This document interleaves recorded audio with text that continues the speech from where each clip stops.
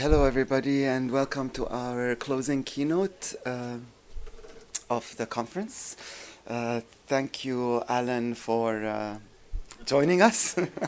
I'm not prepared, so I don't have an introduction written for you, but you must have all met Alan on the first day. He helped me open the conference. He is the Dean of the Maroon Sam'an Faculty of Engineering and Architecture. I will introduce our last keynote, Gautam Bhan, who is Associate Dean of the School of Human Development at the Indian Institute for Human Settlements, Bangalore. He holds a PhD in City and Regional Planning from the University of California, Berkeley. At IIHS, Gautam teaches, researches, and writes on the politics of urban poverty and inequality, urban and planning theory, housing and identity, and social practice. He also leads work on urban welfare regimes, social protection, and informal work.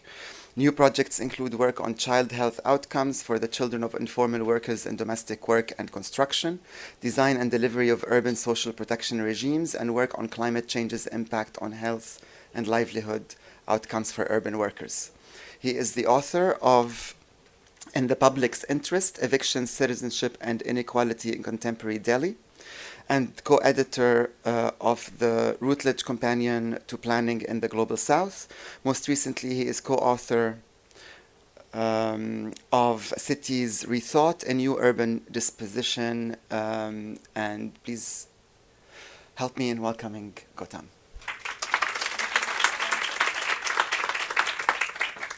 This is also, of note is that this lecture is the Journal of Urban Studies annual lecture, and we have a 3-minute introduction by John Bannister, editor from the journal, before we start, which I'm gonna play for you now. Good afternoon, everyone. My name's John Bannister, and I'm a managing editor of Urban Studies Journal. I'm delighted that I have the opportunity to provide a very brief introduction to the Urban Studies annual lecture, which your conference, City Debates, has graciously offered to host. Urban Studies, since 2015, has had an annual lecture in which a leading urban scholar has been invited to speak to a topic of their choice at a conference of their choice anywhere in the world. The way that we manage the annual lecture series is that we invite all of our editors, including our international corresponding editors, to nominate and to vote for the annual lecture. And I'm delighted to say that this year Gautam received overwhelming support as our preferred candidate. And so we're, again, similarly delighted that he's agreed to take this role on. The annual lecture our intention is to publish it within the journal and to promote it as widely as possible as soon as it's possible to do so. Now, Gautam has said that he's going to speak to new directions for Southern urban praxis, and I very much look forward to hearing his paper. What I could say by brief introduction, and knowing that you will be very familiar with his work, is that from my perspective, I very much am attracted to scholars who not only seek to address academic debates through in-depth empirical and theoretical work, which Gautam has clearly done over a wide-ranging field, but those who try to mobilize knowledge, to speak to power, to try and deliver change around the world. And I think it's something that we can also say that Gautam has been very much trying to do. So, without further ado, my best wishes to you, Gautam. I know it's going to be a great lecture. Thank you again to all at City Debates for allowing us to host the lecture, and best wishes for the remainder of your conference. Thank you.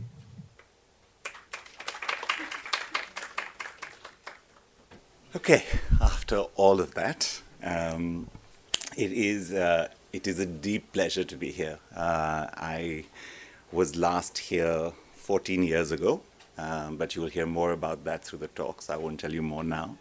And I actually genuinely cannot quite express what it means to be here at this time, so I'm not going to try. Okay. So here's what I'm going to try and do in the next 40 minutes. I was part of a set of scholars for a long time who thought about something called Southern urban theory. And the idea was that there was a need to think about cities, to run away from the great cities of New York, London, and Paris, from which much of the urban theory that we know comes from, and much of what I was taught came from. And it was honestly a moment for many of us to say that what we were taught perhaps will not be what we will teach. And in the middle of those two lies the ethic and the promise of thinking from the South. This is a sequel, which means there was a first edition that I'm sure many of you have not seen. So the first part of my talk is going to be my favorite part of any TV show, which is called Previously on, and which is mostly what I pay attention to in the show. So I'm going to do a Previously on Southern urban theory for about the first half of the talk. And then for absolutely no good logical reason, I'm going to try completely new arguments from Beirut as part of the ethic of Southern thought. For this, I will, you have only Mona Harab to blame because she put the idea in my head on this Sunday afternoon when we were driving around Beirut. Okay, so the reason I may be at the wrong conference is partly because I forced Emmett to invite me, and I told him I'll bring my own money or urban studies money to come. But I think that it is, and I do actually do a lot of work on mapping, which is the irony of it. And I do a lot of work very similar to Niti's on mapping. And I'm not going to talk about any of that work in this conference on mapping. But the good thing is that in the last 3 days, starting from Nishat's talk through Martina's provocation, yesterday when Laura was talking, this morning was Imani was speaking, the grain of what I want to talk about is present in these last 3 days, which is language, words, metaphors, and concepts. And I want to think a little bit about, in a way, my nod to the theme of the conference, about really what the ethic of Southern urban thinking was, which was to think about cartographies of knowledge and to think about where thought comes from, what becomes knowledge, and thinking about the spatiality of that rather than its rigor or its disciplinary home or its ideological position. So the where of knowledge, in a sense. In many ways, I want to talk to you today about language in cities. And I want to think a little bit about that. And in some ways, I'm doing this to respond to Mona. This time, Mona for us, not her. And to respond to the question of that, which is really not a question, which is a shared collective lament, right? Which is why we do what we do and what the point is and the so what of it. And I want to respond to it specifically using the question of language. I spend half my life and half my day in things that look like practice, policy meetings, client meetings, things where things are done and decisions are made.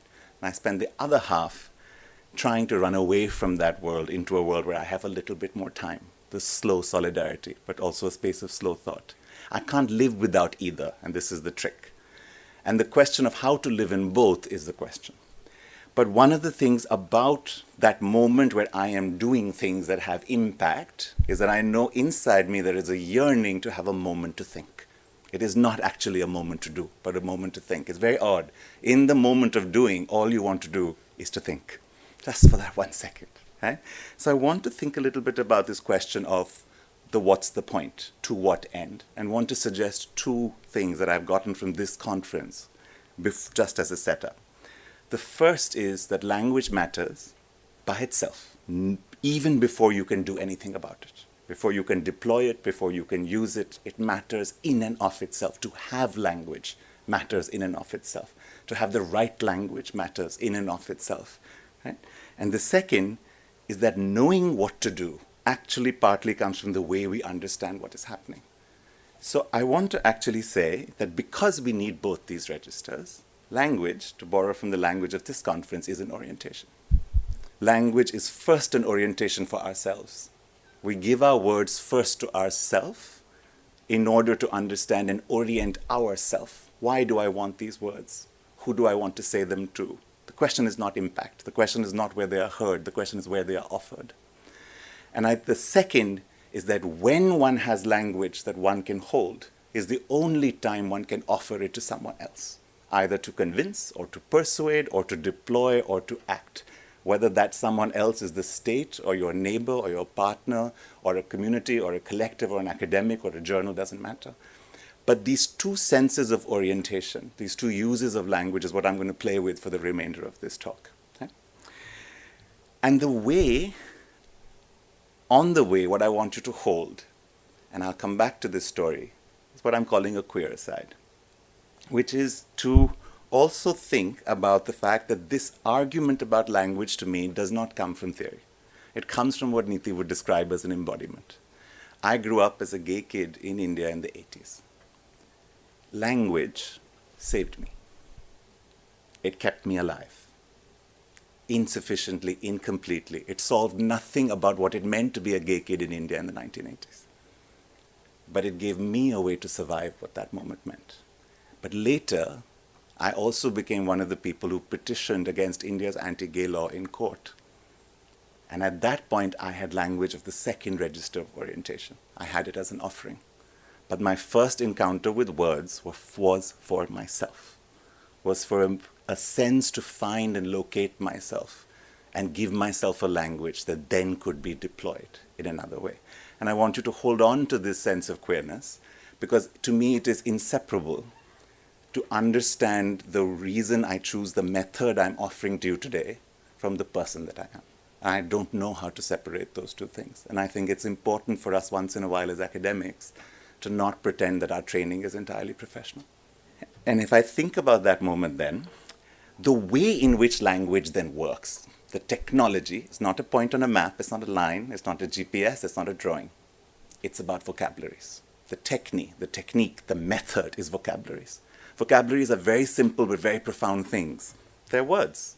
They're assemblages of knowledge. But as a method, vocabularies are about creating new words. And they're also about giving new meanings to old words. And in that, they act deeply spatially like maps. So the question I want you to think about is, where do words come from? And what does it mean to listen to cities in particular ways, to ask what words come from them? And how do those words then help us reorient ourselves in those cities? How do those words become GPS locations in our minds?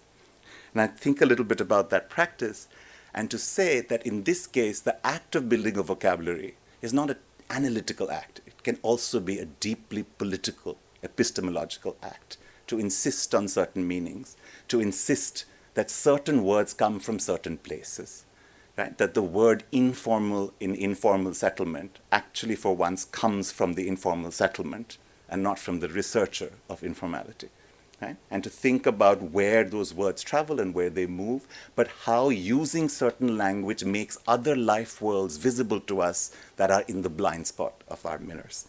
And then in that case, what the vocabulary does is that it offers recognition, it offers reframing, it offers amplification, it offers orientation. It acts in the world.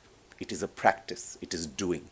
It is not analysis. It is not theory as distinct in some way from intervening and being in the world. Right? And when I think a little bit about that, that essence of place mattering in the production of thought is the recurring argument that I want to keep coming back to. So let me show you very clearly a sense of words from cities. Okay? I'll show you two old ones from my own city, which is Delhi, which is the subject of the first prequel in this sense, this paper from 2019 on Notes on a Southern Urban Practice, and both these words are part of it. So the first word is to squat. Okay? I want you to think about the word squat. It's particular in urban theory because it is a deeply Southern affect. The minute you think of squat, you think literally of the squat toilet. You think of the Lonely Planet warning you when you travel to parts in the world about the squat toilet. And then you think about the reclamation of the squat toilet as actually the best way to go to the toilet, right? Et cetera, et cetera. But squat is very much an instinctive recognition of certain places in the world. And I want you to think about this echo, this instinct, that the minute I say squat, you think of somewhere, not something. Right? And that's actually the reason why those words then come from those places. And what squatting really has been, in theory, has been a way to produce housing deeply in tension with the official logics of property, planning, and of labor. You squat on land you don't own, you build slowly on it, you create a favela, a slum, an ashwayat, a sahakum, a squatter settlement, right? So if you think about the words that you know, squatting is about producing within constraints. Squatting is a weapon of the weak. Squatting is informality as precarity. Squatting is a cornerstone in some ways of the way we think about housing in urban studies within cities of the South, right? And in many ways, squatting is inevitably linked in what we would call kabza, the capture of land, right? Because squatting in the end is about that end question of property. It's not your land, right? Think of the multiple ways in which you say this. You did not buy it or exchange it in the proper way, but yet you dare to claim it. Squatting is the tension between the ownership as legal fact and ownership as moral claim, right? Squatting is that negotiation, in fact, of citizenship, which is that negotiation of who can negotiate and survive on land they do not own in title. And in many places, the fact that the first thought that is in many of our urban minds is squatter settlement tells you where we are. So let me tell you a different story about squatting. This is what we call a mohalla clinic, okay? Mohalla as in neighborhood, clinic as in clinic.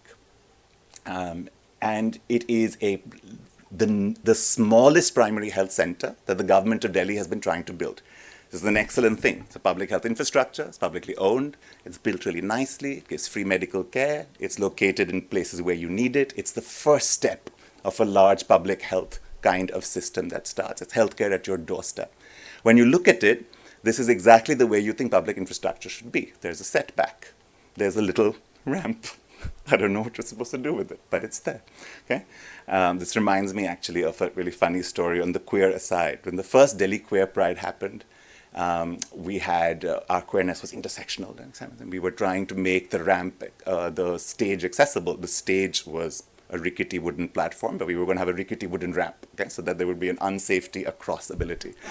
And we were thinking about this platform ramp, and then we told a young volunteer very sweetly, first time out in the big city, and we said, "Can you handle the ramp?" And he said yes. And he called us from the stage. He said, "I've got the ramp made," and he put on his video phone, and he had made a catwalk for fashion models to walk on the ramp, because that's what ramp was. Sorry, anyway, it's just a side thing. So when you look at this, this is the opposite of the squat. Right? It's formal, it's planned, it's public, it's state. So the state goes ahead and does what you want the state to do. It builds 100 primary health clinics. It's excellent. Right? It wants to build 1,000 primary health clinics. This is what you want. It cannot build the 101st. It can't. And why not? Because it can't find the land. Right? And you think about why the squatter settlement is a squatter settlement in the first place. Right? It can't find the land. Precisely in places where it's needed the most is where the dense built form is already there. There is no terra nullius. There is no unbuilt land. Right? Precisely the places where the primary clinic will have its demanding citizens is places where there is no space, because every inch that was left was squatted. And think about squatting then as that kind of erasure of opportunity. So what do you do as a state when you don't have enough land to build 1,000 primary centers? You have the political will, you have the money, you have the logic. What you do is you start building temporary shelters very quickly on the sidewalk, next to a bus station, wherever you can. You start inserting these clinics in these different ways. When this structure was built, it was very evident that two things had happened. A, you cannot build a structure on a sidewalk. Right? B, the central government of the opposition party to who was building the primary health center said, this is illegal. Right? This is squatting. Right? The answer of the government is where I think theory is really practical. They said, they never defended that it wasn't an encroachment. It was. They never defended that you can build something on the public sidewalk if you want. They can't. They're the state. They have to at least pretend to follow the law. Right? What they said is, but we didn't build anything. This is not a structure, okay? Because none of its materials in the bylaws of planning count as weight-bearing materials. A portable shed put up in 4 hours that can be put down in 4 hours is not a structure. Right?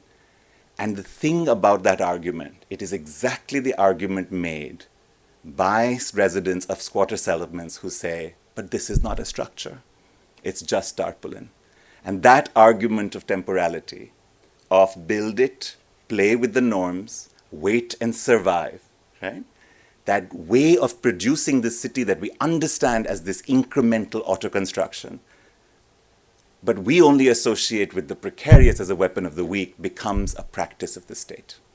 Okay? Is this evidence-based policy making? I don't know. Is this best practice? I don't know. What it is a state learning from the informal settlement how to build when it cannot find land. Incrementally, uncertainly, precariously. I want you to think a little bit about what then happens when you translocate squatting, to think of it as a mode of working within systemic uncertainty, to think of it as a solution rather than as a problem, to offer it as a practice of the state instead of a weapon of the weak. This was the possibilities of the work of new theory from the South. The idea that language could give us new ways of knowing and describing what we were seeing, but also then knowing and deploying that language to find new ways of moving and being in the world. I could do something similar with the idea of repair. One of the many things that happened in our work, this is work on peripheral resettlement colonies of Delhi. Again, not auto-constructed, not squatted. You get a plot of land, you are placed there by the state. But the actual sense of housing happens because over time, look at the timeline in the year, this plot comes in 2006, at the end you're in 2017, and this is the story of almost every single low-income house, not only in Indian cities, but in most cities of the South, that they take between 6 and 9 years to settle. So I'm thinking about the fact of unsettling that Nishat talked about. Here is a narrative of settling, a settling that is slow, that is incremental, where the material acts of changing the dwelling unit don't fit the words construct or build, but actually look much more like repair. But a repair that when it adds up is very close to construction. So what do we do when we sit between these words of repair and construction? Right? Why use the word repair instead of using the word construction? What does it give you to change that vocabulary? What I suggest it gives you is, first, it gets you to articulate housing as time rather than form. Housing is life. You build when you have a little bit of money and you stop when you don't. Then you build again. Then you stop when you don't. Then you build again. You build an upper floor because your child has fallen in love with another person and they've run away from home and now the other person's family is chasing them and so you have to build another floor of your house. Right? This is an actual ethnographic case study from there. We look at the economics of building so often as the logic of financial affordability. Particularly when we look at the lives of, quote-unquote, the income poor, our notion is that money is so scarce and that scarcity is so powerful that no other meaning can actually define their actions. But it is not true. Because just like squatting, the language of Southern urban theory that told us that even within the tightest of constraints, there are rooms and degrees of freedom. And to understand them helps us understand that when you are tasked then to work on housing policy, the question you do not say is whether it is about houses, but you start saying it is not houses, it is housing. And when you say it's housing and not houses, the question of policy shifts and becomes what makes housing take less time? How do I make 13 years into 5, but not 1? Because if I make it into 1, then the incrementality the household needs it will not get. If I make it into 13, I have made them live 8 years without adequate structural safety and integrity. How do we think of housing and the role, and how do you write a housing policy whose goal is not to produce 1.27 million housing units of 37 square meters, but is actually to reduce time, to acknowledge the distinction between a profession and a practice. To say that when you say that architects in India build less than 5% of our built structures, then the profession and the practice of material has to shift. Right? It is to challenge the pedagogy of architectural education where repair is never taught except in heritage conservation. Right? Where the materials on which most of the built homes of our cities are built, which is tarpaulin and mud and asbestos and bamboo, are not the materials in year 1 or 2 or 3 of the BARC, because we only train architects, the profession, on concrete and glass and steel, even though 7 of every 10 of the residents of our cities don't live lives in homes built of concrete, glass, and steel. Right? Repair forces you to remember that you never built the house in the first place. It forces you to lose the expertise that you have trained to give yourself and to say that actually the thing about repair is that everybody can do it and everybody does it. It is a radically democratic material act. It is distinct from building and distinct from construction. And it is the majority of the way building takes place. All right, with me so far? Yeah. All right, okay, so now previously on Southern Urban Theory. So we did a lot of this. I showed you squat and repair, and a whole bunch of people in a whole different set of places in the world did a lot of this. And we were driven by this ethic of inquiry. No more New York, no more London, no more Paris, no more Tokyo. Right? We would write from our cities. Our theory would look like our cities, and we would talk to each other's cities. We were Southern. Right? And it was a place, but it was relational. We understood that the place was not so easy to pin down, right? There are elites in the South. There is poverty in the North. But we held on to say, yes, things are relational, but still, there were a few very stubborn people like me who said, I know, but London is still not Lagos. Okay? I know there is degrees, and I know there's relationality. But it was always also a project. Because from Ennore in North Chennai to Adyar in South Chennai, there is also a North and also a South, right? So this idea of a relational moving periphery that could hold different ways in which things become peripheral, not peripheries, but peripheral, right? But to not forget this larger geohistory of this moment where if you actually still want to think about particular places, the North and the South are still really the North and the South. Yeah? I read this morning on X, and I was just before scrolling during a break about someone who asked the Vietnamese why, when they were fighting, they did not appeal to the UN during conflict. And they said, we don't because 4 of the 5 members of the Security Council have invaded us in the last 40 years. So I want you to think a little bit about the fact that while things are relational, things are also places. And place is also just place. And history is also still history. So this idea gave us this theory. Right? Folks talked about worlding, Ananya Roy and Iwa Ong, instead of globalization. She said globalization is not just the big cities. There are small cities that send migrant workers out to the deepest parts of the globe. They also belong to the world. Right? Abdul Malik Simon talked about people as infrastructure, to think about the real ways in which water reaches households in much of the world. Teresa Caldera wrote about peripheral urbanization, about the fact of housing being time and politics and claim making, and always, as she said, in tension with the official logics of property, planning, and labor. Right? We had folks talk about makeshift urbanism, this idea of cities that constantly evolved in order to stay still. We had Vanessa Watson writing about South Africa, who in response to the calls for participatory planning and consensus planning and Habermas's return to the public sphere, said what participation crosses lines of deep difference?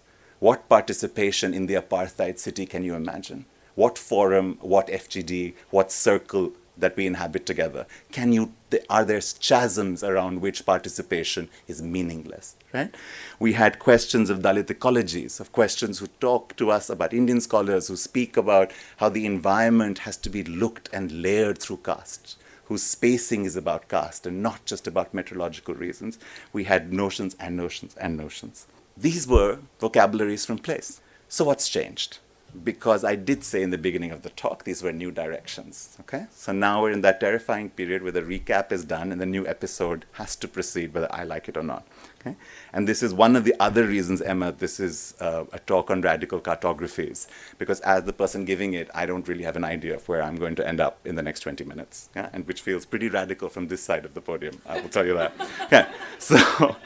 So one of the provocations I want to give you is that I want to stop the same thing that we said 15 years ago, which is that there is a gap in knowledge. We don't know enough about southern cities. There is not enough work. That is no longer true. There is not that kind of gap in knowledge. We have plenty of work from southern cities. We know a lot more than we used to. Can always do better. But the gap is different now. The gap is actually in the fact that we are still not speaking among southern cities, talking among southern cities. We are still producing southern knowledge from particular cities, but it's not traveling the same way that it should. Okay? Beirut is still not talking to Delhi or to Chennai the same way, with the ease that it can still talk to London, even if in critique. Right? The second gap is that the North is no longer the North. There is definitely a moment of rearrangement. There is definitely a moment of a generalized global precarity. This is the Anthropocene. There are questions everywhere to which nobody has answers. The certainty of our anchors, modernity, telos, progress, development, democracy, human rights, international law, none of these words mean even the little they meant even 10 years ago. Right? So the fact is that it's not only the South that needs to find an orientation. It feels in moments like everybody needs to find a sense of orientation. And in that way, it feels like that old school Gramscian interregnum. The old has not yet died, but the new has not emerged. And in that moment, there feels desperately the need for new categories and new languages and new paradigms. And I don't only mean squat and repair. I also mean what word should replace modernity? What word should replace democracy? What word should replace international multilateral cooperation? Words that are so hollowed at this point, right, that we don't know what to put in their place. And the thing about the Gramscian interregnum is that it's a lovely analytical device, right? The old has not yet died, but the new is not yet born. Right? You keep saying it. There's like a Act 3, Macbeth, like exit right, like the old has not yet died, the new is not yet born, right? You can play with that. But there's a second line to the damn quote that no one cites. Yeah? And the second line is, it is the time of monsters. That's the other thing Gramsci said, that we just kind of were like, that's good. Let's stop, right? You know, we just crop that image, that Insta-reel post, we just crop it right there. But it is a time of monsters. Because in the place where language cannot orient us, that is a kind of disorientation that's actually profound in many kinds of ways. Ideologically, politically, morally, practically, strategically, right? So what do? This is why we need new directions.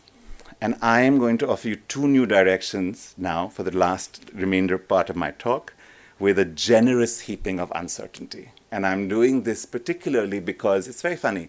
Academics, particularly of the South, constantly conceptualize uncertainty. Yet when we make our own arguments, we erase our uncertainty. We refuse it. We are not allowed it. We certainly do not present it. It's bad manners. We clean it up, we hide it down, we edit it out, we answer reviewer 1, we answer reviewer 2, we pretend to agree, and we publish. Okay? And I think that there is something really important to learn from the embodied practice of practitioners, and that's the other half of my life. When I'm in social movement meetings, everyone is like, figure it out as we go along. When I'm in a faculty meeting and everyone is like, you should work on that a bit more before you talk about it. And I want to think a little bit about the fact that uncertainty is a public commons of thought. It is not something to apologize for. And I think so here is a keynote of uncertainty, right? So there we go. And I'm going to do it with aplomb, which is to dive off the highest cliff and to talk about two things now. One is to keep working with this method. I still think we need new vocabulary. And one of the things I want to offer this audience is to urge this audience, is to sit in your cities and generate new vocabulary. And that vocabulary, like you said, does not have to be new paradigmatic thought. It can be squat and repair It can come from your actual cities in their everydayness, in their quotidianness, which, if you give them the chance, are actually sites of deep theory and not just the ordinary or the everyday. So I want to do that from new places. And I want to say I want to make words travel. So I am going to give you 3 offerings from Beirut. Okay? And Mona Harab is my completely unwitting, hostage-like situation co-author. Because it was on 3 hours with her in Beirut on Sunday that everything I'm thinking of is here. These are initial provocations. It doesn't matter if they're right. What matters is if they give you a language to think about and do what the best line from all of those years of reading Foucault, which is if you can make the familiar strange. If you can take a city you see every day, but make it strange enough to look at it new. And I want to suggest to you that language gives you a way to do that. So I'm going to use 4 words. Here they are. Te, suture, rafu, I'll explain, and proxy. Okay? I'm going to take you through these 4.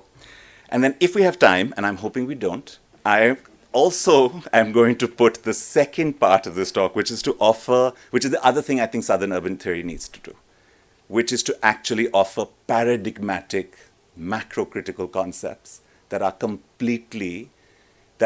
coming from our cities, but are for all cities. I still think Southern urban theorists are reticent to speak from the pulpit.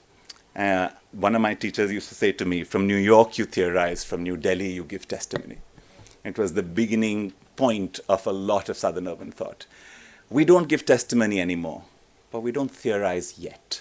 Right? And so if we have time, I will give you the beginning of something I'm trying to do in that register, which is to take on this new language of degrowth, this idea, this language of a response to the environmental crisis, largely coming from Europe, that we have to follow a degrowth agenda. We have to turn our backs on GDP and to link it what they speak of as a notion of radical abundance, okay, in public investment. And I want to sort of say that degrowth cannot be the language of futures and sustainability futures from the South, and to offer a word in its place, which is sustenance, and to think a little bit about what that means. Okay.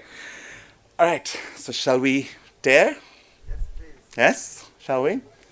All right, forgive me for everything that follows from here, and my greatest apologies to Beirut, but here's what has stayed with me, okay? So when I think of the idea of dare, okay, and to think about when you start working with, like when you start working with GIS systems, there are things you're very careful of, right? The way you draw the edge of the polygon, the way you layer, the format of the KML file. When you work with vocabularies, you have to be very careful about the multiple valences of the meaning of words. Right? And you have to use them in a way as a way to find your argument, right? So there is tear, and then there is tear, and then there is tear, right? So I want you to think about these different meanings of what they mean, okay? And I want you to translate them in your head into the languages you speak, because that's the other way to produce meaning, right? And it's to think a little bit about what exactly they translate into. But for me, tear is about this building, and many buildings like it. This is the one photo that we took that day, okay? But it was enough. And I'm thinking about this photo in the lens of tear because when I was coming here, a whole set of very well-intentioned people told me, how can you go to Beirut now? Okay? And they told me that I was going, think of the valence, to a war-torn city. Okay? And I want to think about the idea of torn. Right? A city at war, but it was war-torn. Now that word torn has stayed with me in that sense.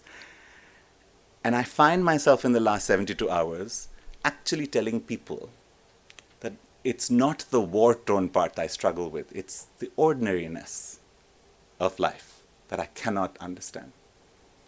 That I expect a war-torn city to be torn. And Beirut is torn, but it is also not.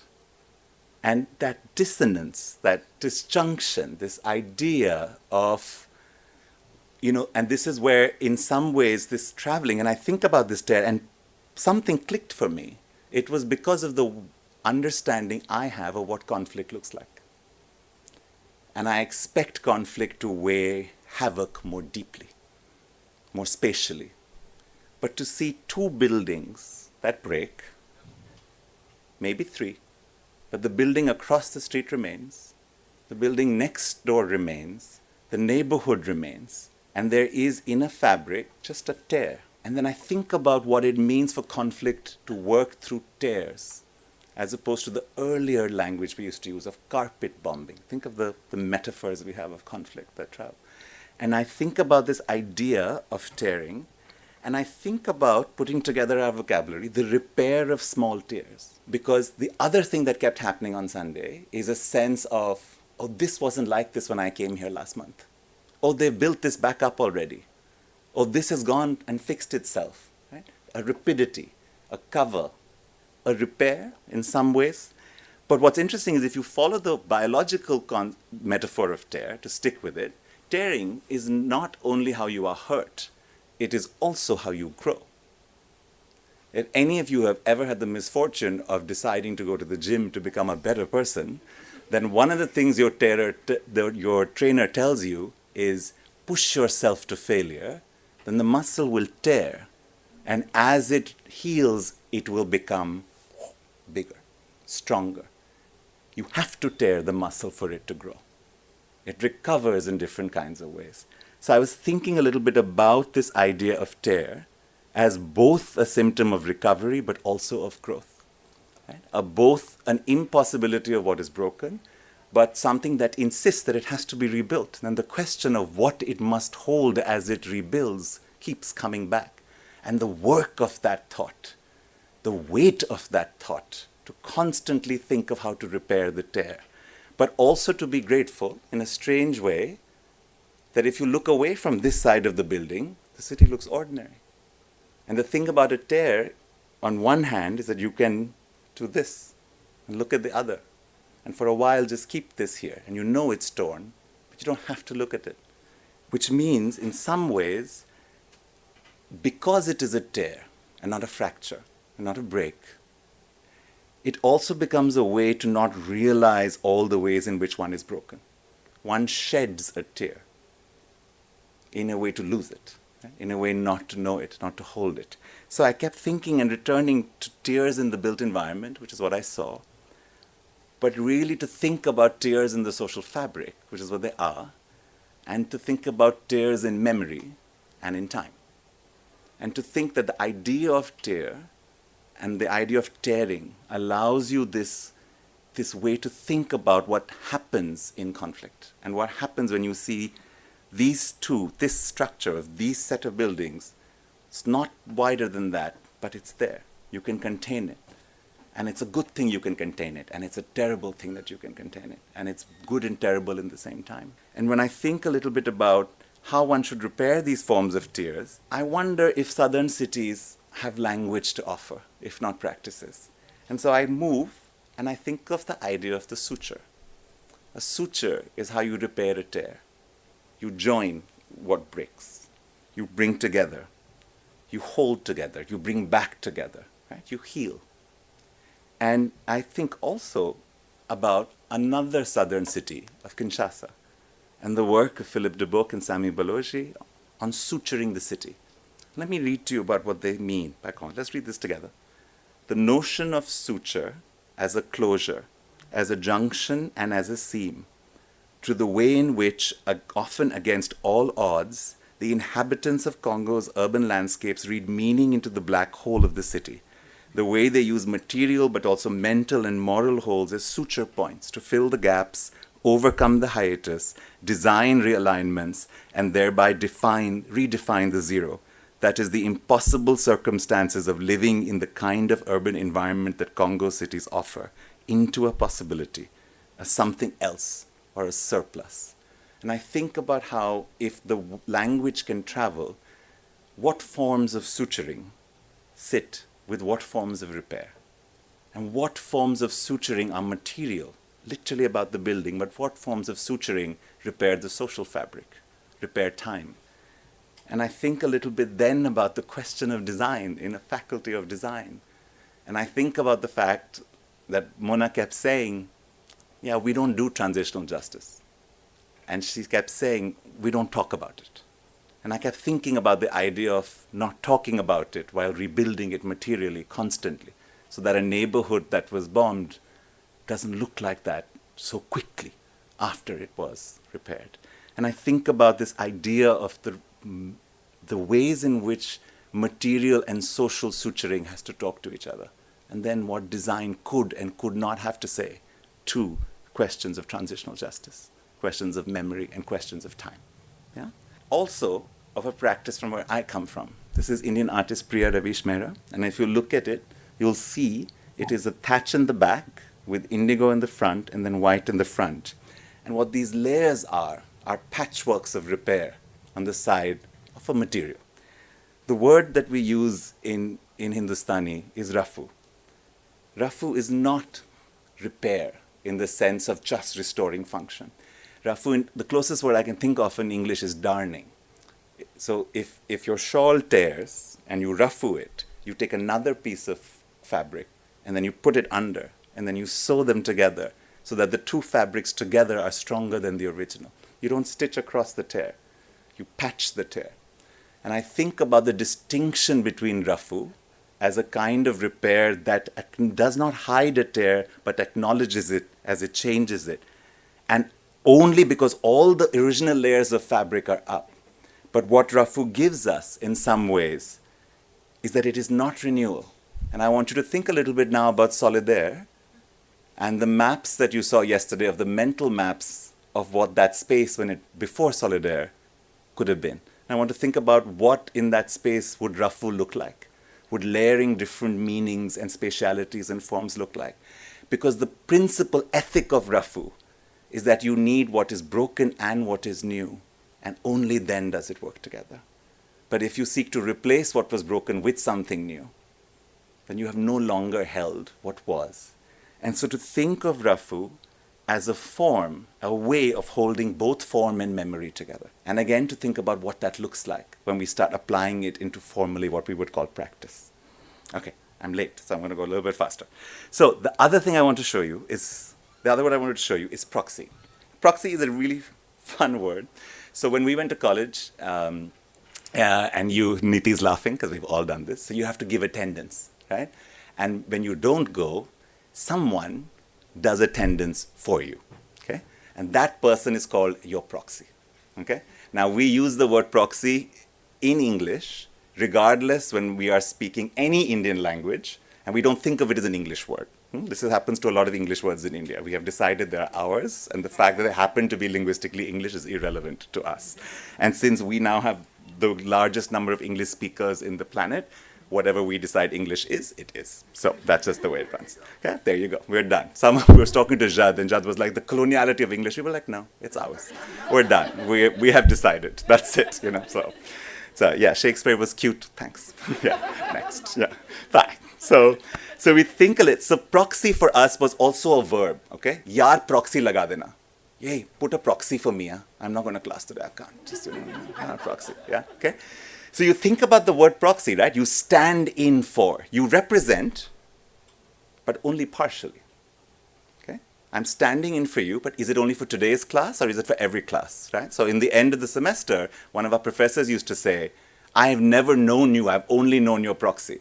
Okay? Okay? So which I think is a really interesting point, in which case, that's enough, right? I mean, the proxy can also technically just do the class for me. So think of this idea of proxy, of giving attendance for someone else, but let's move it like we're playing. And I'm thinking a little bit of proxy because we use proxy a lot to think about data. Because the other problem we have in a lot of southern cities is we never have the data we want. Okay? We never have, Indian cities are, Indian urban data is notorious, right? In many ways. We have no urban data that is smaller than our smallest unit, which is called a ward. A ward in a big city in India can have 350,000 people. That is not granular. Okay? It may be a grain siloer, but it's not granular, right? So we never know how much Indians make as income because we never ask, because we're never sure. So we don't ask them how much they earn, we ask them what they spend, and then we proxy expenditure for income. Standard. Every time you read income data from India, know that it's expenditure data. We never ask people what they earn because Indians earn money in too many different ways. It's impossible to report, right? Because informality, because South, because 7 of 10 urban Indians don't work with monthly salaries and job contracts, so they don't earn money the same way, right? So if you think about proxy in data, and I was thinking about this through all our presentations on maps, which is this question of saying, what the quality of the fit of the proxy, the relationship between what stands in and what is a space of the making of meaning and of politics and of practice. And so if I think about proxies and data, I think about the limit of what is knowable. I think about the gaps that we choose to forget. Okay? We showed 8 maps to the state. We didn't have enough data for the 9th. And we have stopped thinking about the 9th. We now work with the 8. Okay?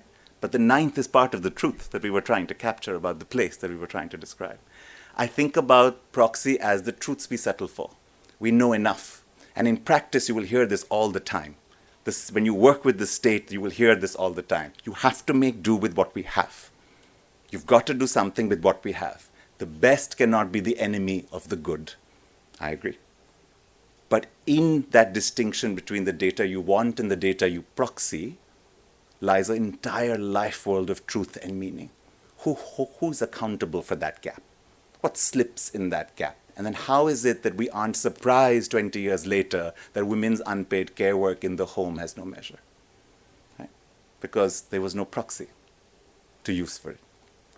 But I'm also thinking, because we are here, that a proxy is also sometimes a proxy for things we don't want to know.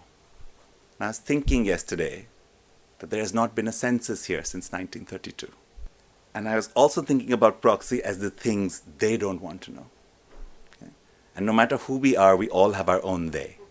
Okay? You can decide who that they is for you. And sometimes we tell us that we're not using a proxy because it's things they should not know. But the harder one are sometimes the proxies that we don't employ because it's things we don't want to know. Okay? And to think about the fact that knowing them would change everything. Okay? And censuses, I won't draw the obvious parallel here, but it is worth remembering that Brazil never did a census that allowed you to declare race until 10 years ago. So there was never a racial count in Brazil of the race of its citizens in a country where the question of being Afro-Brazilian was central to questions of inequality and citizenship. But sometimes you count because you don't want to know. Sometimes you don't count because they don't want to know. The question is what happens to us when we're not counting? And what happens to us when we put proxies in place of things we cannot count. But I also want to think about using the idea of proxy to think about capital, particularly in Beirut. I want to think about proxy as a way to understand the capital that comes to this city from people who are not in this city. I want to think about proxy as capital that flows through Beirut but doesn't root in Beirut. It is someone else's. They are not here. Their capital is their proxy. But it produces that real estate on the Corniche. It produces that vacancy in elite high-rise apartments in a broken housing market. It produces a politics, a proxy of money that comes from other countries and other places and other geographies that is not accountable the same way because it didn't come as itself. It came via proxy. And what does it mean then to think about foreign direct investment, or what is called Gulf money, or what on Sunday we alternatively called Shia capital? And it's very interesting to me to always think about capital having adjectives that have identities, right? And it's an interesting way to put together the notions, right? What does it mean to have capital of different forms? Okay, Mona's going to throw a brick at me at some point because she was like, I thought we were just driving around on a Sunday, but so you're dragged into my uncertainty now. So I also want to think about proxy in terms of intent. Think about the language of proxy wars, proxy interests, proxy politics, right? That you speak on behalf of, that you speak in lieu of, that you speak representing, right? And think a little bit about how the way proxying allows you to avoid a certain implication in the positions that you hold. I also wanted to think about proxy in terms of form. I was looking at these 2 buildings yesterday on the Corniche. And I was looking at the vacancy on the left, and I was looking at the question of and the builtness of the right. And I was thinking that if I had to make an arrow that talked about time, would I draw it from left to right or right to left? Which is the one waiting? And which is which one's future? Because in a city where tearing is routine, time could go either way. So is the left the proxy of the future and the right lying in wait? Or is the right the direction in which one has to go, because one goes from empty to full, vacant to occupied? But the truth is one doesn't actually, in lots of housing markets, go from empty to full and vacant to occupied. So I was thinking about proxies in terms of what Solidaire is a proxy for. Renewal, futurity, capital, interests, politics. What vacancy tells you. Is vacancy a form of proxy? Because in one way, when you proxy, you think of time. I'm not ready to go yet, go in my place. Proxy as a refusal of time. I'm not ready for futures or imaginations. Proxy as a way to delay. I don't know if the building on the right is what we have to make. Let's wait. Let's interim. Proxy as a defense. I don't want to be in front, so I will put a proxy. Someone else. And proxy as a misdirection, a way to confuse them about what we don't want them to know. Okay? There are many ways that it can go. You're sensing the uncertainty in this. All I want to offer you is that there are particular words that come from those particular places and therefore allow us to see our cities in certain ways. Now, I have timed this perfectly to not have time to do degrowth, which I'm very excited about. So I'm going to quickly run through it, and you can ask me about it in the questions, and I'm going to close in 5 minutes, okay? Which is to say that the degrowth agenda has a very simple story. Growth as we know it cannot continue. There's not enough coal, there's not enough air, there's not enough land, there's not enough water. Very simply. It's not a question of whether you like it or don't like it. It simply cannot continue. So the question of degrowth is that scarcity and commodification have brought us to this point, and therefore we must let go of growth. Slow growth, compact growth, right? This is language that's coming out of urban studies. It is a language for futures. That humanity, but when they say, they don't say, because they never say, that Leipzig or Dresden or Rotterdam will grow slowly. They say all cities must grow slowly, right? We are always implicated somehow, right? And thinking a little bit about that question, but the thing is the imperative of degrowth is irrefutable. If growth is not possible, it must slow. If growth takes the form that Niti showed you, it must stop. And you can try and say, well, there may be better ways to do growth. We've done this rodeo for a few decades now. Growth is growth. The logic of capitalism is the logic of capitalism. Right? There are certain lock-ins. You can have slightly better, more electricity-based hydro growth. It's still growth. Right? So if you start thinking about the question of degrowth and say, the problem is that when the call for degrowth comes from places that already have a baseline dignity of life, then growth is about reducing excess commodification and consumption. But I come from cities where 7 of 10 urban residents never reached the baseline. They are not excess consumers. They are people who never had a chance to experience growth at all. What kind of just transition network puts the same moral burden on the economies of places that never reached the baseline to those that overran it tenfold, right? And so the question then is, but at the same time, it is very easy to say that, but if those same people, our fellow people who now have a chance to consume, actually consume, the flood will come to them and the heat will come to them the same way. So we would be morally right and slightly righteous if we were to say, the global south has the right to develop. You cannot tell us not to do it. We never had our time. The problem is the consequences of that development are going to come to us in the south. So we don't get to play that game. So then what game do we play? And one of the things I was trying to think about is to start asking a different set of questions. A certain amount of growth is needed so that poverty can end. It's not about commodification. And poverty has to end as part of the just transition. We cannot. India has one of the lowest ecological footprints because a majority of our people don't live a life rich enough to have ecological weight. It is not a prize we have won. It is the consequences of our vulnerabilities, not a reward to our successes. To tell those people to remain poor in order to keep their ecological footprint low is not environmental justice and is not a kind of transition. So the question then, though, is what do we do? What happens then to this question of what Arjun Appadurai called the capacity to aspire? It's the second question that comes to my mind. I can't tell people whose parents fought all their lives for them to be their first generation who went to university to tone down their aspiration for a good life. I can't tell them to say, you know what, I know you fought really hard, but in this generation, you're meant to not want things. All the things I already have, you are meant to not want those things. What happens to the capacity to aspire? Right? What happens to that growth? What should they aspire to? Right? What is a just transition in the South? And so I'm trying to play with this idea of sustenance, of this idea of thinking about not abundance, but sustenance, which focuses not on paradigms of growth, but the repair of foundations. That actually talks about how one lifts the floor of economies regardless of what's happening to the 1%. It's weird because it's good to focus on how much the 1% have. But actually there's a very different practice needed to focus on how much the bottom 50% has and what they're able to do.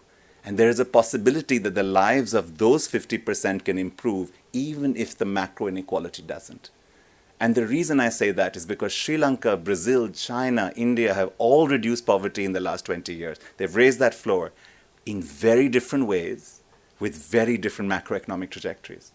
So it's an odd argument. If we really believe trickle-down economies don't work, then you can work on the bottom of the economy regardless of what happens at the top, without waiting for macroeconomic change. And that's the logic of sustenance. But to do that, you need to ask really different research questions. You need to say, I don't need 9% GDP that fuels my consumption, but I do need some GDP that does redistribution to lift my floor. Let's call this sustenance growth, necessary growth. How much growth is necessary growth? Where does that growth come from? There is the need to think about forms of delivery and aspiration. I won't get into this. I'm going to close up. This is what I was going to do. And it's, for me, a new set of questions. It's new cultural work to shift aspirations and logics. It is new institutional experiments. And it starts from letting go of this notion of degrowth and replacing it with the concept that comes from here about sustenance. Okay, so my closing slide, I want to show you one part of what, to go back to Mona's question, which is also to say, but how in the world do you do this?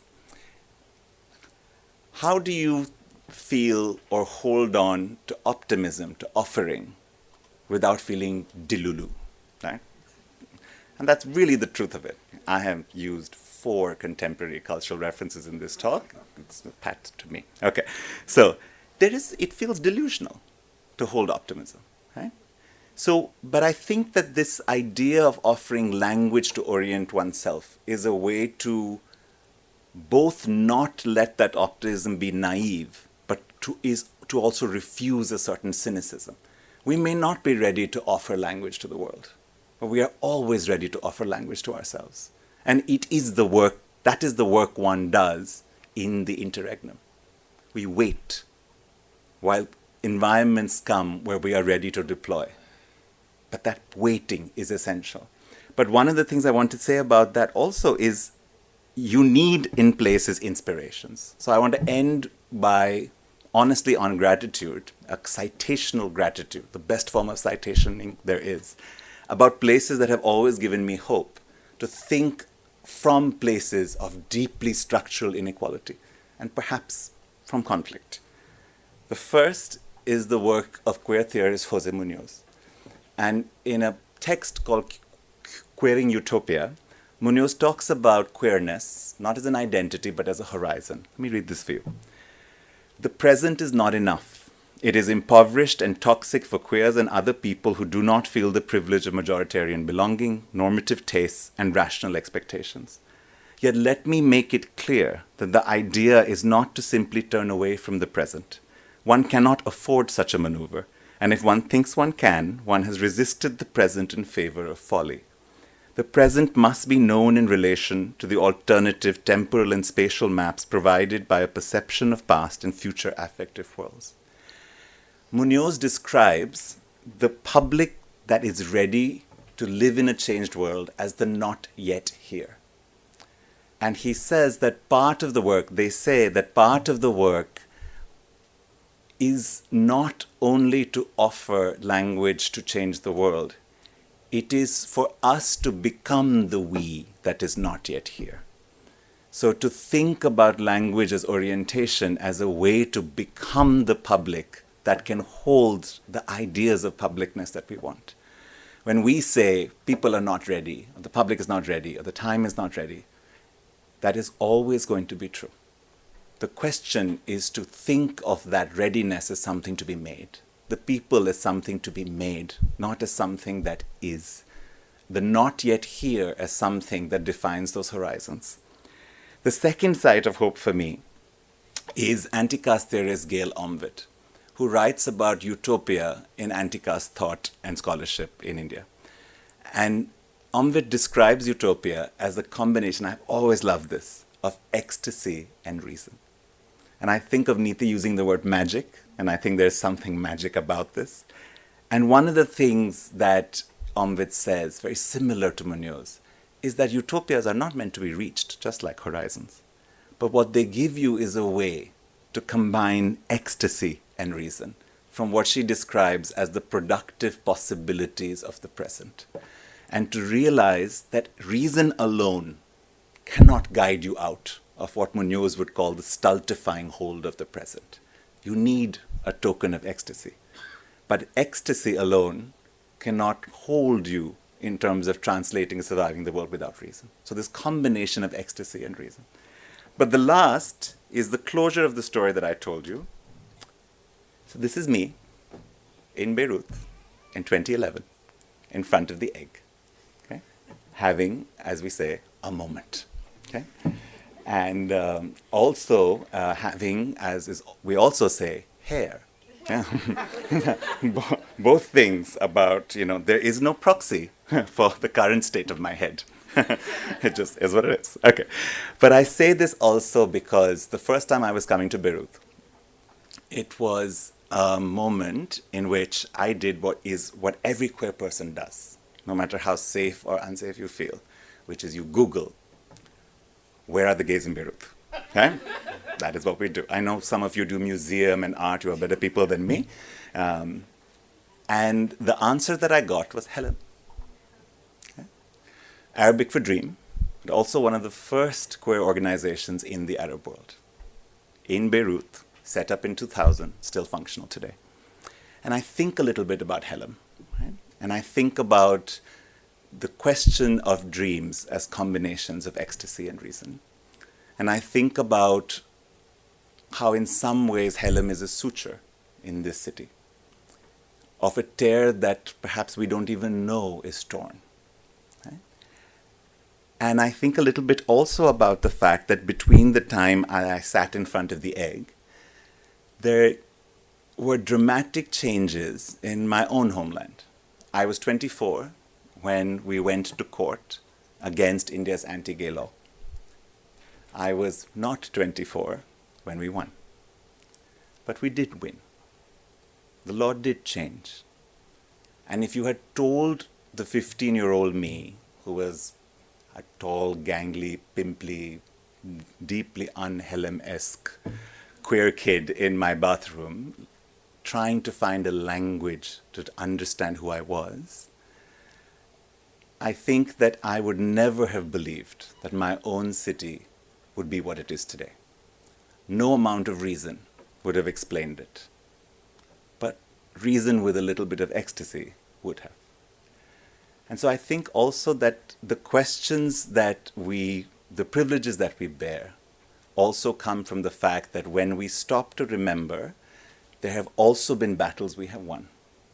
There have also been memories we have healed. There have also been tears we have sutured. And there may be more to come. But there will always then be the task for theory and for practice to give us language not only to explain or to understand, but simply to become the not yet here that Munoz told us is lurking somewhere on the corner. And with that, shukran as you would say, shukriya as we would say, and thank you for listening to me today.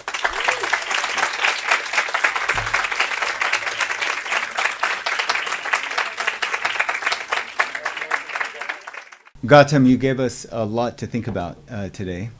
But beyond thinking, I felt my first reaction is I'd like to hear you speak more because you're so poetic in your presentation. And in fact, even your slides are designed in a poetic way. They're simple, black and white mostly.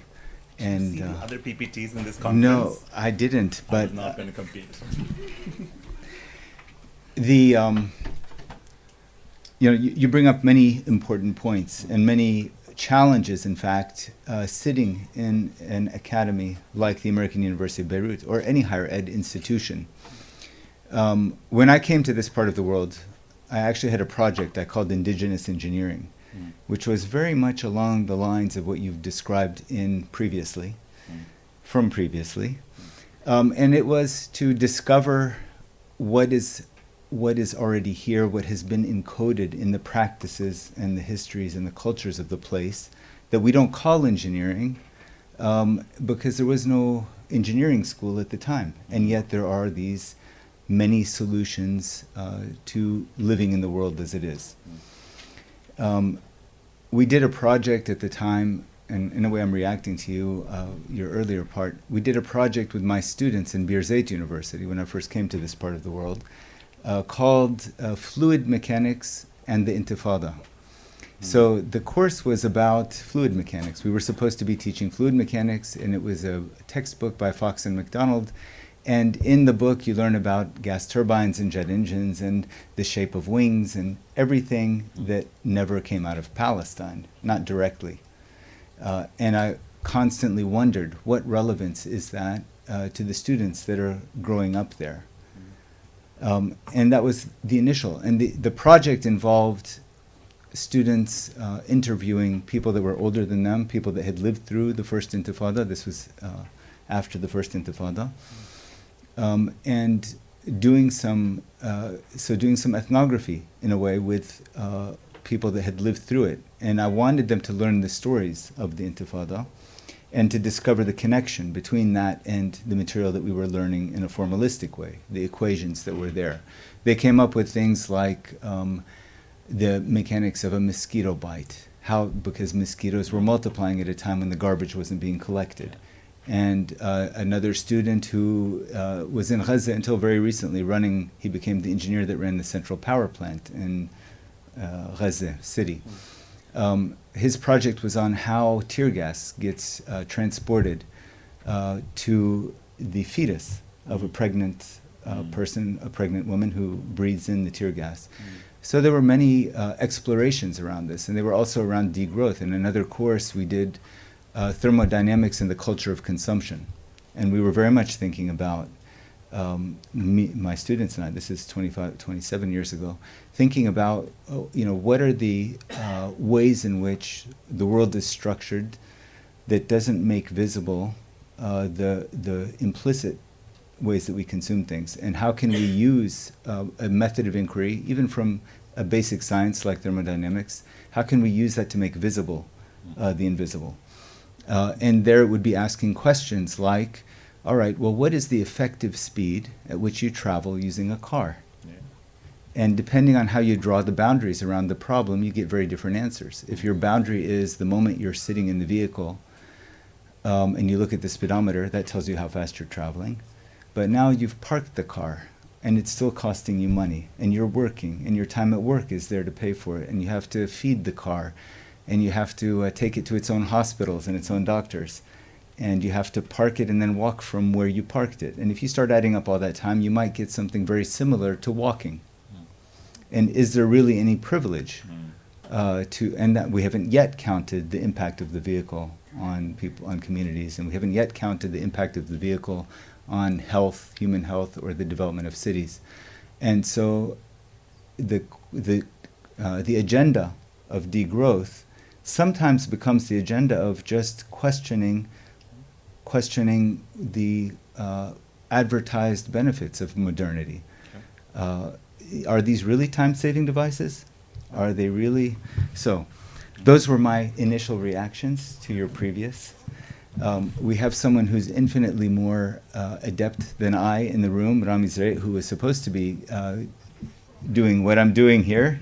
He didn't hear the first part of your talk, but he is someone who also thinks a lot about the macroeconomy. He thinks a lot about what kind of consumption can the planet sustain. So I'd also like to invite him to, have any comments that he would like to add to the conversation.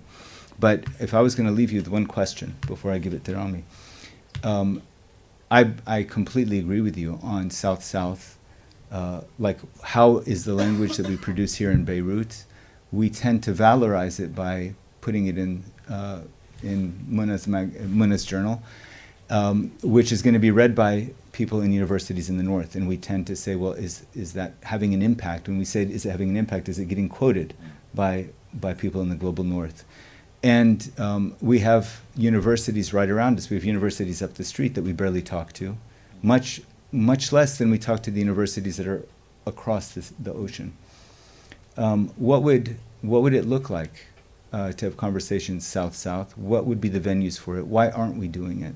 And then second of all, how would a curriculum look that addresses, and I'm saying that from one dean to another dean here, wearing our dean hats, what would a curriculum look like that actually reflects what you're challenging us with here today? And again, thank you for coming all this way. Thank you for coming twice. I look forward to your third trip to Beirut. Thanks, Alan. The curriculum question, I think, is very close to my heart, actually. And there's a lot of experiments. So where I teach, the Indian Institute of Human Settlements, we were built and started 15 years ago for this, to imagine a new curriculum in what we called urban practice. And the idea was that anyone has an urban practice, a journalist, an artist, a planner, a geologist, an economist, and what cities needed is for all of them to be in the same place. Honestly, IHS in some senses was started to save urban education from planning, architecture, and design, and in the Indian case, civil engineering, which really there's a very heavy footprint in our world on that. But the other question really was this point about the distinction between what some of us were taught and what we would teach. So I can give you two concrete examples. Say you teach the urban economy in a classroom in India. Okay? Do I teach the way in which the majority of urban Indians work as informal, which means somehow not the standard, even though if 7 of 10 of them doing it, they are actually the standard, and it's actually the formal that is the minority mythical condition? Or do I teach the economy in the way it is imagined to be, and then say, well, southern economies are developing, transitioning, modernizing? Now you think of these words, economics is full of these words. We were third world, then we become second, then we'll be first. Now you can't say third world anymore, so we say other things. But we are still always developing. So if you're developing towards what? And our paradigm has been modernization theory. There has been notions that informality will vanish as we industrialize, right? That transitions will occur along a particular telos. Now, when we start and look here and say, well, actually, India's GDP went up. We became the 5th largest economy in the world, and we are still 80% informal labor. At what point do we stop using the word informal to describe this labor? At what point is it just labor? And then how do we begin to rethink what an economic plan looks like if the majority of our workers do the work they do? So when we teach urban economy, we don't teach the standard employment relationship. We teach our existing employment relationship. When we teach planning, we actually say, look at the city, tell us who built it, and start from there. So one curricular gesture that we have made is that we have set aside a certain set of canons and a certain set of texts, and insisted we begin from the empirics of our cities as they actually are. And the first thing our students have to do is to go describe our cities. Tell us where people work, tell us where people live, tell us what people breathe, tell us what they eat. That is your canon. and now start thinking about how we got here and what moves. So one part about it is think about that. This is a tense discussion because those same students go into the rest of the world and job markets and are questioned as part of the disciplinary canon. So interdisciplinarity is not an easy romantic gesture. It is a refusal that has consequences. And there is a political economy to those consequences. So we balance and battle these questions, right? It is not ethical for us to give students degrees and then send them out unemployable. But it is also not ethical for us to then reproduce the entire structure of the way profession and practice are built that got us to this mess in the first place. So how do you put your feet in both waters? Where do you push? How far do you push? But one thing that we're very happy about is that when we make references, our references are dominantly other places in the South that look like us. So it is about changing the metaphor, changing the referent, changing the citation. It is not a refusal of the North, and I want to be very clear about this. To refuse the North would be to create, India already has enough of a deeply parochial academic life where we believe what happens in India happens nowhere else. Right? It's a deeply unique sort of thing. So the retreat to parochialism is just as bad. It is not to refuse the North, it is to particularize it.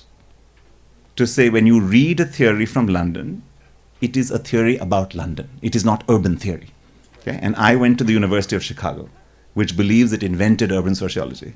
And I was taught that it invented urban sociology, right? And they said, here is urban sociology. I was like, this diagram is of Chicago.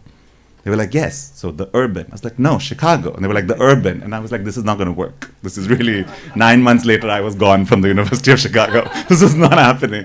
But it was this notion, right? So I want to study the sociology of Chicago. I want to learn from the sociology of Chicago. I want to learn it as the sociology of Chicago, not as sociology.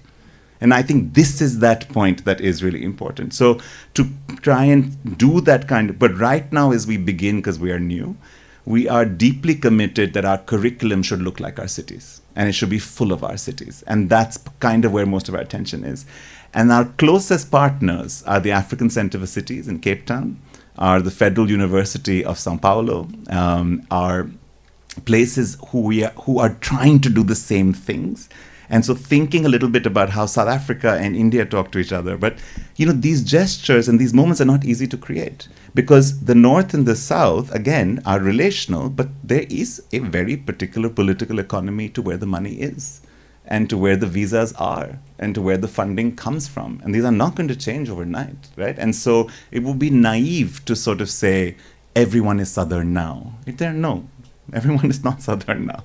Right? And the best place to look at that is just to look at an airline map of the world, and you will still be reminded of where the geography is. But I think the moments of crossing horizontally are increasing. And I think the partnerships, the work that we are able to do that are increasing. And I feel very grateful for that. And I'll give you a queer aside relevance. We once went, after we won in the Delhi High Court, we got a call from the Gay and Lesbian Coalition of Kenya. And they said, will you come over? Because we're thinking of challenging our law, exact same law, thank you, British colonialism, right? Exact same number. It's unbelievable. And 377 in India, 377 in Sri Lanka, 377A in Singapore, 377 in Malaysia, 375 in Kenya. Same now, same wording, same number. And they said, come and do this thing with us. And we were like, oh, and they said, we've had lots of international gay human rights meetings, but it doesn't matter to us if New York and London and the Human Rights Campaign does it. But if you can do it in India, then maybe we can do it in Kenya. And that echo, that sense of familiarity, that's what the Southern is. It's an instinctive familiarity that we share something that is different. I don't need to define that or to measure it. But we need to do the work to create more definitive ways for that to happen. And some part of that is to also not just change kind of the political economy in our dean's hat and create those opportunities, but some of it also is that we have to believe that we have something to gain from that interaction. And the truth about it is that the money is half the problem. Half the problem still is that we all don't quite yet fully believe that we will gain as much from going horizontally as going vertically. It is not. This is why it's paradigms, right? It's easy to say modernity is no longer a thing. Yeah, but when you close your eyes and imagine something modern, you imagine a glass building. These are paradigms. They're air. They're in us. The unlearning will take time. So I have no judgment on this at all. But I think that my take on it is to offer language that seduces the South to look left and right and not look up. That's my way of thinking about it. And the more seduction in the world, the better. So, Maybe the other half of that, or another large part of it, you're the people that you serve, the people that we serve in these universities. If we tell their parents, we're really trying to teach our students how to work in Delhi. Absolutely. Or work with Delhi. We won't be here very long either. So, and I think you pointed to that. I know, I'm not really pushing back at all, but you pointed to that, the fact that we're also culture workers. Yeah. In the end of the day, you're working on intervening in the culture that itself only sees the North as its future. Absolutely. Yeah.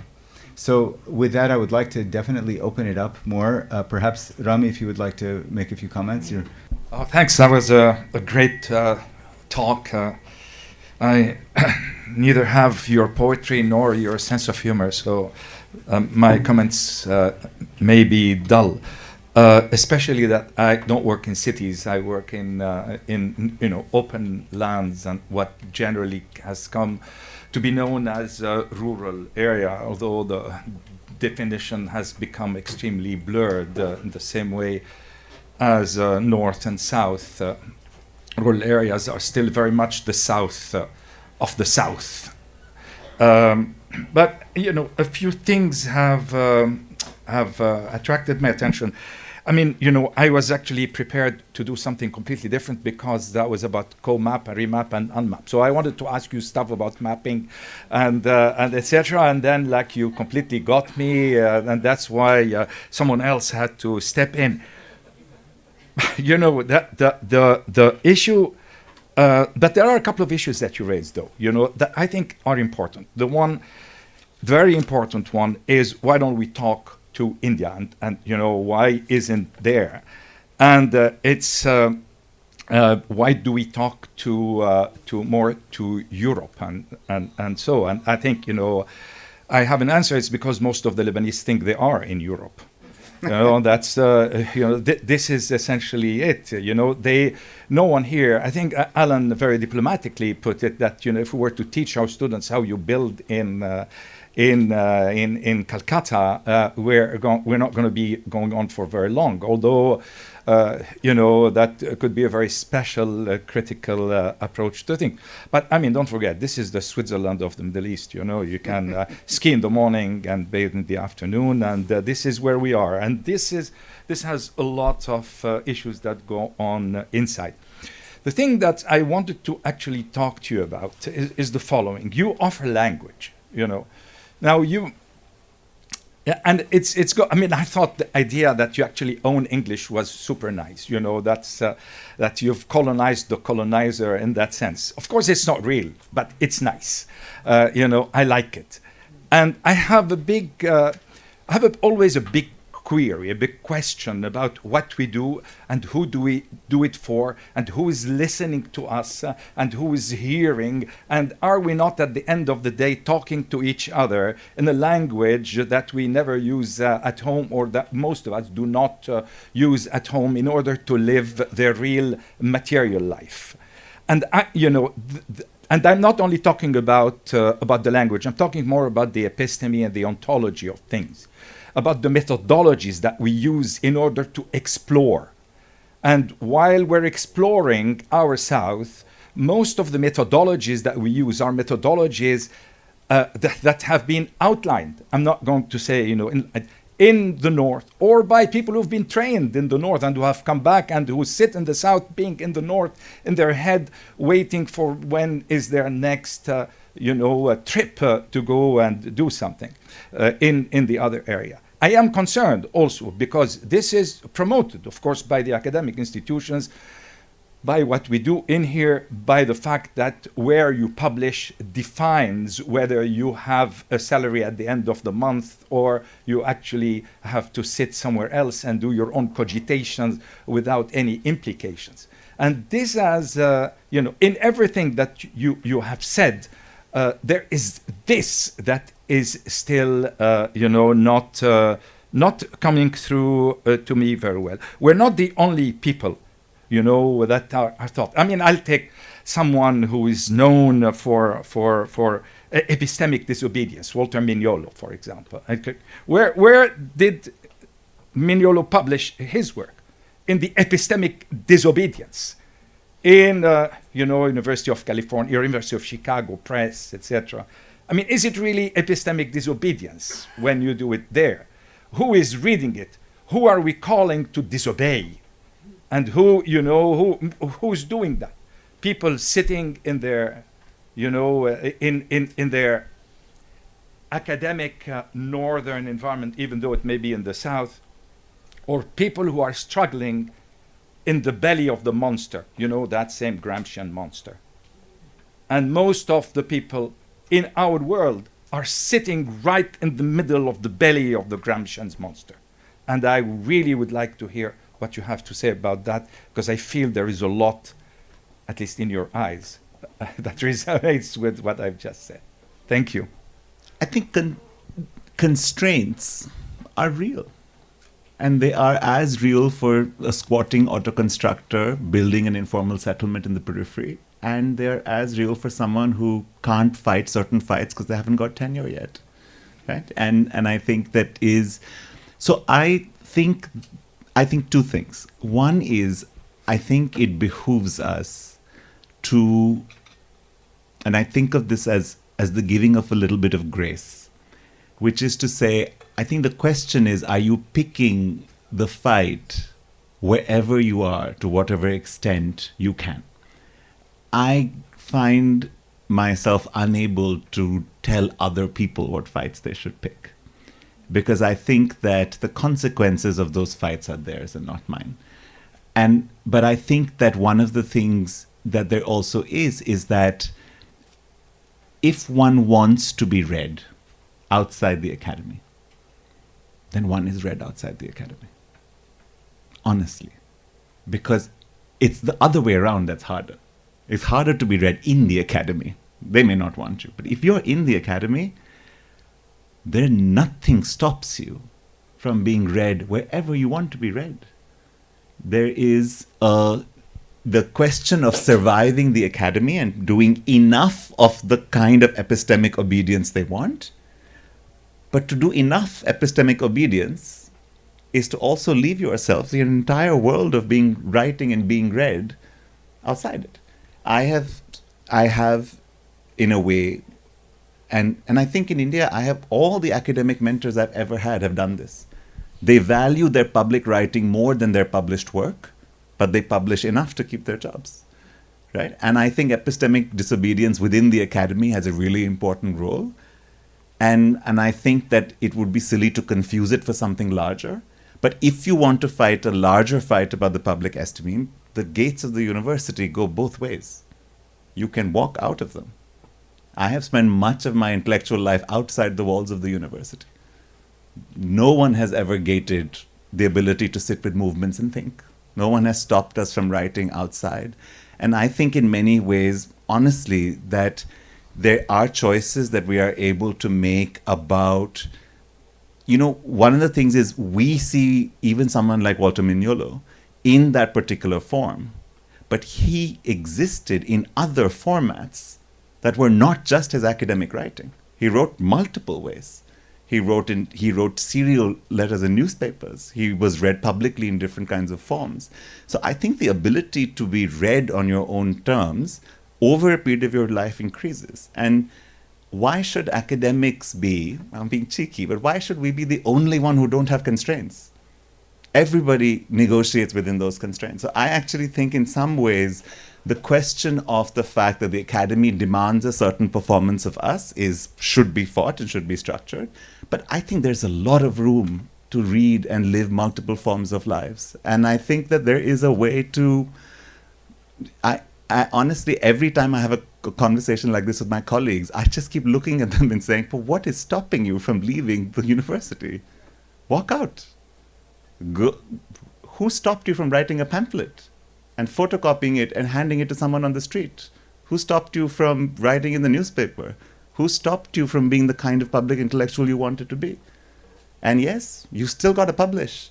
Well, there's 9 to 5, like one of my mentors used to say in movements. You have a 9 to 5 life, and you have a 5 to 9 life. That's the way politics works. And the world is not going to create those accommodations for you. But if you're in the belly of the beast itself, this is your beast. Own it, fight it. And I think that there is so much. I think the thing, and I'll be honest, Rami, I don't think it's but we have so many constraints and we have to make our tenure file. I think there is a fear of not being able to own your intellectual and political arguments outside the peer-reviewed jury system. I think academics are afraid of speaking as plainly on an even playing field in the middle of a public forum where their expertise gets them no cover. Mm-hmm. I think that's actually what holds academics back. I don't think it's the system. I honestly think that compared to other forms and structures, the academy still offers the most latitude and the most freedom that I know in many kinds of ways. And I think it is up to us to be it's up to us to get our shit together a bit and take it. There is no one stopping us from politics except us. And if we believe that form, and the other thing I think that stops a lot of academics is I don't think they know how to translate. And so when they are sitting in the middle of a forum that doesn't speak that language, they can't translate, right? So Niti knows exactly what I'm saying. There are certain academics who walk in and out of movement spaces without thinking, and there are others who just look so out of place because they cannot translate. So to me, let me say the positive side of what I'm offering is that there is the work that we have to do as academics is in this part of our role, because there are many academics, honestly, who are perfectly happy movement activists and see no disconcession. But say you're not, but say you want to have a political life. The work we have to do is to give ourselves the language in which to be political and intellectual in different registers of meaning that do not sound and listen to us in particular ways. And I think that if we do that work, and if we keep leaving the academy, we will get better and better and better and better at it. But we have to make that decision. At which point, when then the system tries to stop you, then we will actually know where the constraints are. Right now, I don't think we know where the constraints are. I don't think we have pushed the boundaries nearly far enough. And I think part of the academy is a certain seduction into this kind of drawing inward. And it is a very dangerous part of the academy. And I think it's one that we have to call out a lot more than we do now. That's my thought of it in many ways. Hi. Yes, I'm Maris Carrera. I'm a professor of assistant professor of media studies in the program here at AUB. I just started literally, and beginning to teach like how much this is resonating is really for the point that we go in with our critical lenses and our critiques and teaching them about how everything is super wrong with the world, and it's depressing to me, depressing to them, and no one knows where to move. So how you brought all this together back to ecstasy and reason and managing this meanwhile is really super validating and like encouraging to hear. But again, I wanted to go back to this duo, and I wanted to know whether you think of ecstasy and reason as opposites. Are they the opposite of each other? And whether we can understand, or what's your understanding, or what is your definition of reason here, since what comes to mind is definitely Western reason, and whether there is, within looking and learning through that vocabulary, there is a different way of reasoning that you're seeing, or that you could tell us more about. One that is, I see it in the context of my fieldwork with cinema workers in Egypt as like a calculative rationality and a vitalist pragmatic, in a way, that is not moral or ethical in the normative sense, but I wanted to know more about how you define reason in this context. Thank you so much. I am very curious, because you started this concept with a question that I have been asking, and I think it's very relevant. It's like, what it is if it's not modernity? And I have been, through this talk and through these days, to say, well, if modernity was then, defined from the the West of the First World or whatever, like global North now. Maybe like rising to the challenge. It's up to you guys to define what is not modernity. I mean, what it is now that is not modernity. What is the next thing? And I think this is also relevant to put it to academia, researchers, thinkers, because as an activist for long years, at least for us, thinking is important and concepts are important, and they mobilize once you translate it. I mean, I think it's also a little bit not realistic to say, people don't understand, we are here. I mean, like, there is a part that is in this ivory tower, but thinking is important, and the tools are important, and the movements are using it when they find them useful. So there is this responsibility, and then going back now to this responsibility of being more ambitious. So the question is, can the South be as ambitious as to say, hey guys, we have it. So enough of your, concept. This is over. We need something else, and here it is. Thank you, Gautam. Believe it or not, this is my first time listening to you. And Karen said, you're going to have a party. It was fantastic. Thank you very much. My question comes from the last part of your talk, which you did not get to elaborate on degrowth versus sustenance. And so my thing, so the point that I want you to clarify on is, you mentioned it doesn't really matter what happens, the bottom can be lifted. And which means that there would be a growth at the bottom. But growth is biological concept, so it has to extract from somewhere and dispose somewhere. And usually that happens down a certain social hierarchy. So my question was, how would that be done at a time when the foundations are the ones that are anyway sustaining these communities, and then the people at the bottom, the foundations are the ones that are being attacked in order for the 1% to be enriched.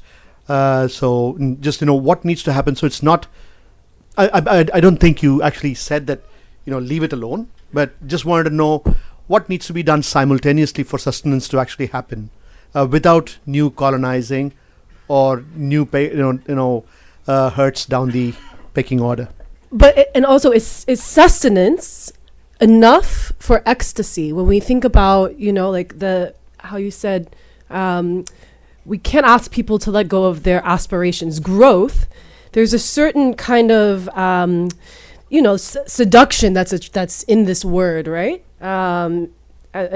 We've been conditioned to find it inspiring, but as sustenance, can it do that work to bring us to ecstasy? And So I'll be brief on the first point.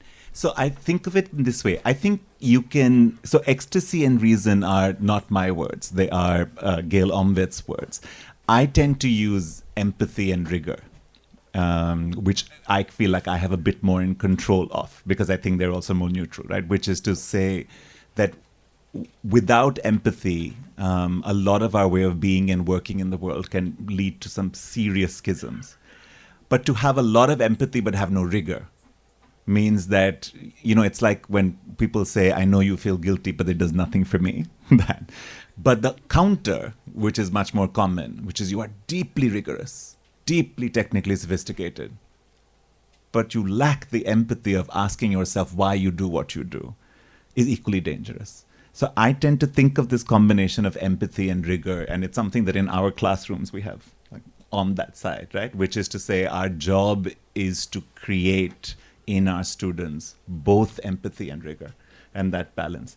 But I think reason for me, I'll tell you, is this. Instinctively, in that early time when we were taking on the anti-gay law in India, it was unreasonable for us to do so. We had no reason to do it. No rational, whether instrumental or vitalist, calculation would ever have said, what's a good idea? Why don't we go to court? Right? There was no indication anywhere in Indian society that this would be welcome. There was no notion of it being in the right time. And very honestly, the queer people were split right down the middle. Half the people were enraged that someone had gone to court because we felt we were not ready. Because remember, for a social movement to go to court is a very risky game. You win, and it's amazing. You lose, someone gets to say to you that classic line, you had your day in court. Right? And I think we use the Arabic word for court. Does the word adalat mean anything to you guys? Justice. So we call our court adalat, right? In both Urdu and Farsi, it's called the adalat. And when in the adalat, you don't get a second round. But the thing about the adalat is that it does not only rule through law, it rules through legitimacy. And when something is declared qabza or illegal, just like the squatter, you are deemed, the act of that illegality is personified on your body.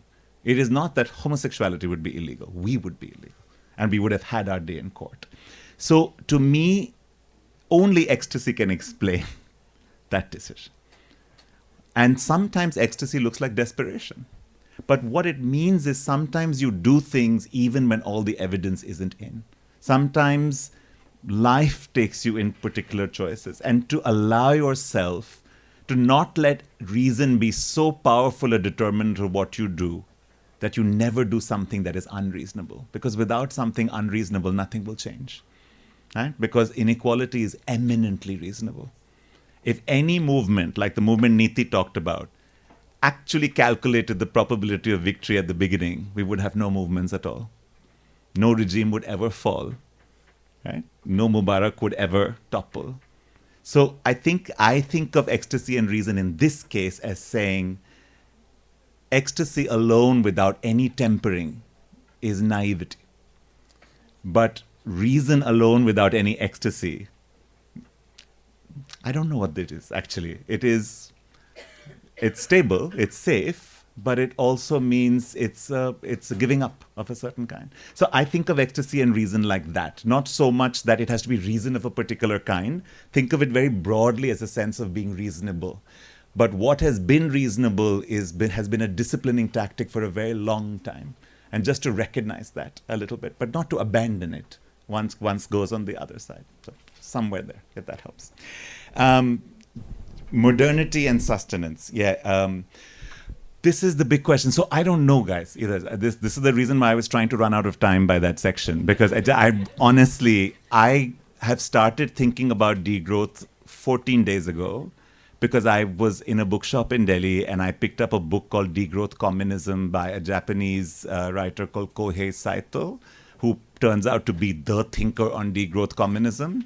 And I read the book, and then I was so moved by it ethically, because this idea of finding new logics of surviving climate change, etc. And then in the middle on page 110, he has a line in saying, I recognize that there are places in the global south where the work to eradicate poverty is still to be done.